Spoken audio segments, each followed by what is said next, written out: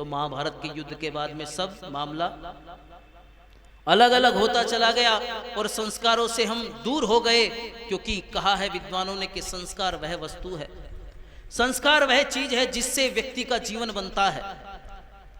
आपने देखा है कोई भी वस्तु अगर आप बाजार से लाते हैं, मान लीजिए ये माइक है और इसको आप बाजार से इसका जो रॉ मटेरियल है वो खरीद करके लाएंगे तो शायद सस्ता मिलता है, लेकिन जब माइक या इससे बनी कोई वस्तु हम खरीद करके लाते हैं तो बोलो सस्ती मिलती है कि महंगी मिलती है। अब ये सामने कैमरा है, ये कैमरा आपको देखने में इसमें प्लास्टिक का यूज है, इसमें लेंस का यूज है, शीशे का यूज है और भी अलग अलग चीजों का इसमें यूज है। अगर इसका वैसे मटेरियल देखें तो प्लास्टिक कितने की, लेकिन जब इसकी टेक्निकली बात देखें, इसके अंदर जो लगा है उसको आप देखिए, ये कम लाखों की कीमत की चीजें हैं। वो कीमत किसकी है? वो कीमत है संस्कार की। इसी संस्कारों पर अधिक बल ऋषिवर जी महाराज ने दिया है। सत्यार्थ प्रकाश लिखा और द्वितीय समुल्लास के अंतर्गत भी बताया। और संस्कार विधि को जब हम पढ़ते हैं तो गृहश्रम प्रकरण को गर्भाधान से लेकर के अंत्येष्टि पर्यंत संस्कार लिखे हैं। और एक बात सुनने को प्राय मिलती है कि माता निर्माता भवती, ऋषिवर भी कहते हैं सबसे उत्तम गुरु माँ होती है।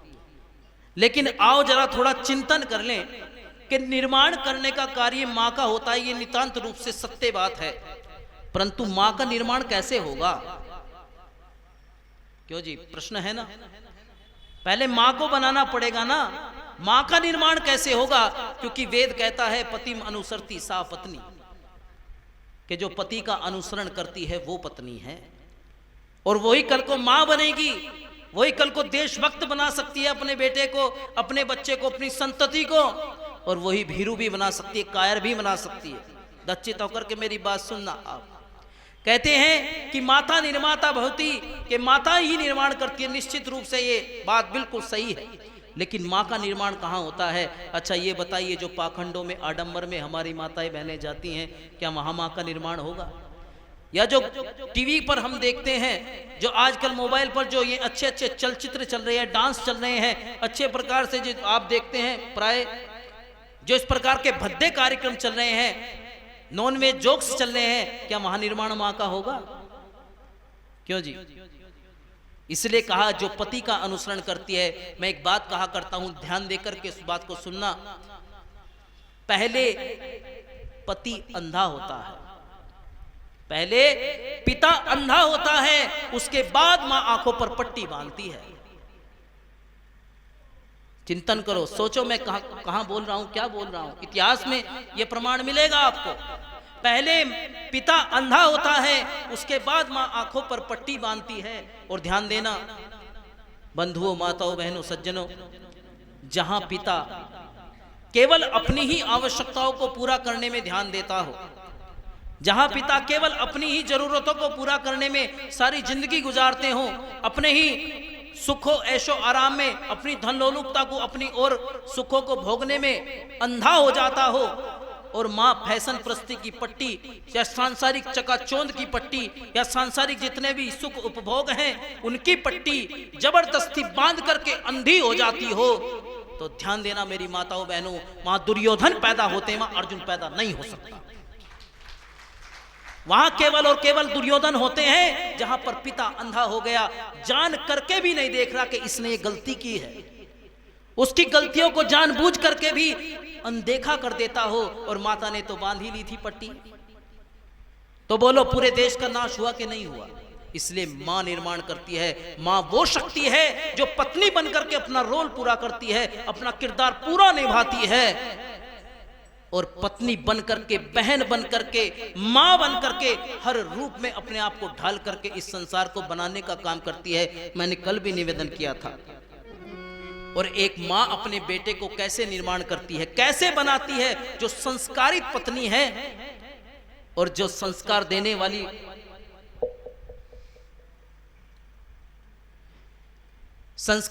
वाली फिर मां बनती है, वो कैसी माँ है? आजकल बच्चों को तैयार करती है, लेकिन बच्चे आजकल जो है, पहले लोरी दिया करती थी माँ, पहले अच्छी अच्छी लोरियां देकर के तैयार करती थी। ऋषि दयानंद कहते हैं अपने बच्चे को भूत प्रेत डाकनी शाकनी चुड़ैल आदि से न डरावें, क्योंकि बचपन के पड़े हुए संस्कार जीवन में हमेशा बने रहते हैं, वो कभी मिटते नहीं हैं। वो सारी जिंदगी बने रहते हैं जो हम बचपन में देखते हैं। बचपन में अगर हम अपने माता पिता को देखते हैं जैसे वो कर्म करते हैं, तो हम बड़े होकर के भी उन्हीं का अनुसरण करते हैं, क्योंकि व्यक्ति अपने को बड़े को देख करके तब अनुसरण करता है बंधुओं। फिर हम कहते हैं कि माता पिता की सेवा नहीं करते बच्चे आज के, क्यों? कभी हमने की थी?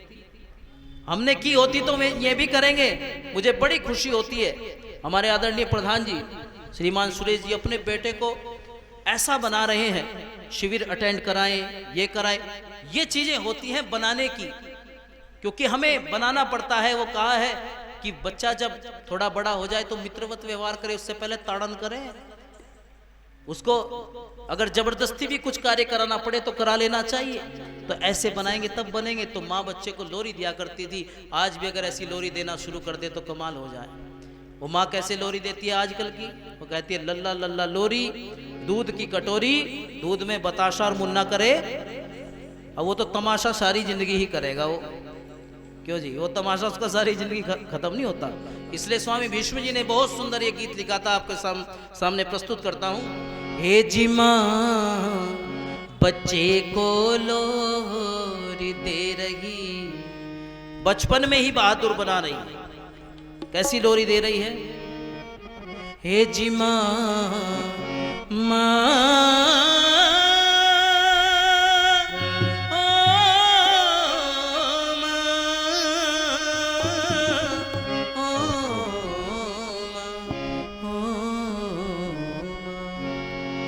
हे जी माँ बच्चे को लोरी दे रही, मेरा कहन पुगाइए तू, मेरी कोख सफल करना, ना मेरा दूध ल जाइए तू, माँ बच्चे को लोरी दे रही, मेरा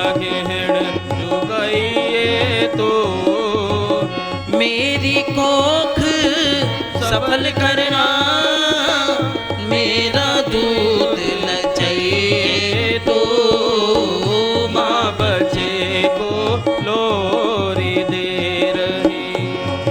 और अपने बेटे को कह रही है, सिखा रही है, बेटा मैं जो तुझको दूध पिला रही, बेटा अपनी छाती से एक दिन तुझे लड़ाऊंगी मैं, शेर व भालू हाथी से, और मैं तुझे लड़ाऊं बेटा कभी किसी गऊ घाती से, परंतु विरोध नहीं करना किसी वेद धर्म के साथी से, पी के दूध की धार समर में खून की धार बहाइए तो, मेरी कोख सफल कराना, मेरा दूध ल जाइए तो,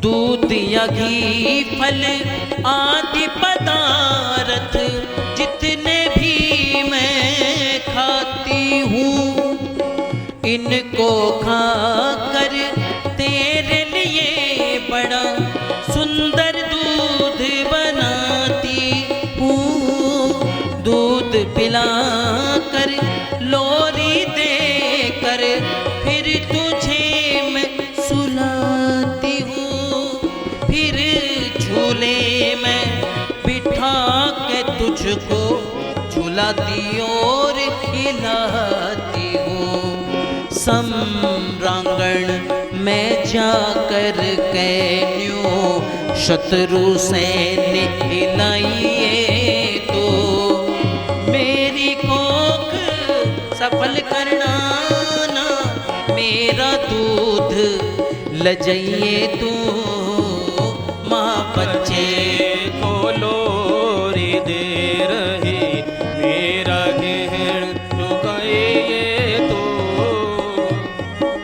कहती है कहती है जैसे मैं तुझे इस पालने में हिला रही हूं मैं बेटा, ऐसे ही शत्रु दल में जाकर के तो शत्रु के किले को हिला देना, दिल को हिला देना। क्यों जी, जीजा माई ने तैयार किया था ना शिवा को, अंजना ने हनुमान को लोरी दी थी ना। जितने भी महापुरुष हुए हैं वो माता ने उनको बनाया है, माता ने जैसा चाहा वैसा निर्माण कर दिया। इसीलिए माँ संस्कारित होती है। ऋषिवर कहते हैं कि वह संतान बड़ा भाग्यवान जिसके माता पिता धार्मिक। कई बार लोग कहते हैं जो उल्टा लिख दिया, जिसके जो है बच्चे अच्छे होते हैं तो उसके माँ बाप की बड़ाई होती है, वो माँ बाप धन्यवाद जिसके अच्छे संतान हो। लेकिन वह संतान बड़ा भाग्यवान जिसके माता पिता धार्मिक हो, क्योंकि माता पिता धार्मिक होंगे तभी ऐसी ऐसी आत्माओं का आह्वान गर्भ में होगा जो पवित्र आत्मा होती है। तो इसलिए माता पिता का जो है संस्कारवान होना, संस्कार आदि से युक्त होना बड़ा श्रेष्ठ है। तो ऐसे हिला देना बेटा जैसे सम्रांगण में जाकर के शत्रुदल को, जैसे मैं तुझे यहाँ पर हिला रही हूँ इस झूले में पालने में, वहां भी शिक्षा भर रही है, बात बात में शिक्षा। और आगे कहते हैं क्या, मैं चाहती हूँ बेटा मेरा हनुमान सा वीर बने, ब्रह्मचर्य व्यायाम के द्वारा तेज प्रज ये शरीर बने, धर्मात्मा के लिए दयालु दुष्टों पर बेपीर बने। मैं चाहती हूँ आज मेरा सुत भारत की तकदीर बने, काट काट कर बलि वेदी पर शत्रु सर को चढ़ाइए, तो मेरी कोख सफल कराना मेरा दूध लजाइए, तो माँ बच्चे को लोरी दे रही, मेरा केड़ उगाइए तो ना बचे को लोरी। और कैसा बनाती है अपने बेटे को,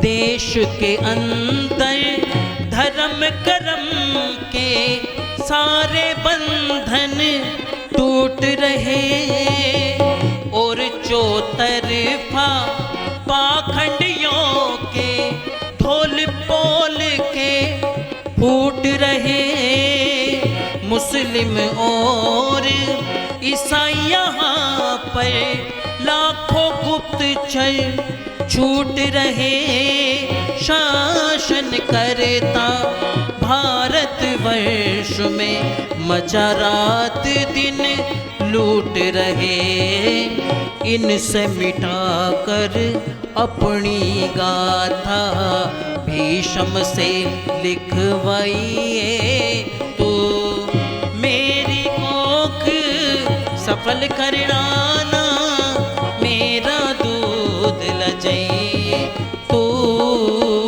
माँ बच्चे को लोरी दे रही, मेरा केड़ उगाइए, तो मेरी कोख सफल करना मेरा दूध लजाइए, तो माँ बच्चे को लोरी दे रही, तो माँ बच्चे को लोरी दे रही, मेरा कहण पुगाइए तू, और मेरी कोख सफल करना ना मेरा दूध।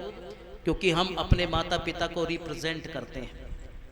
कोई अच्छा व्यक्ति दिखता है तो कहते हैं इसके माता पिता अच्छे होंगे, इसके माता पिता अच्छे होंगे, संस्कार युक्त होंगे तो ये अच्छा है।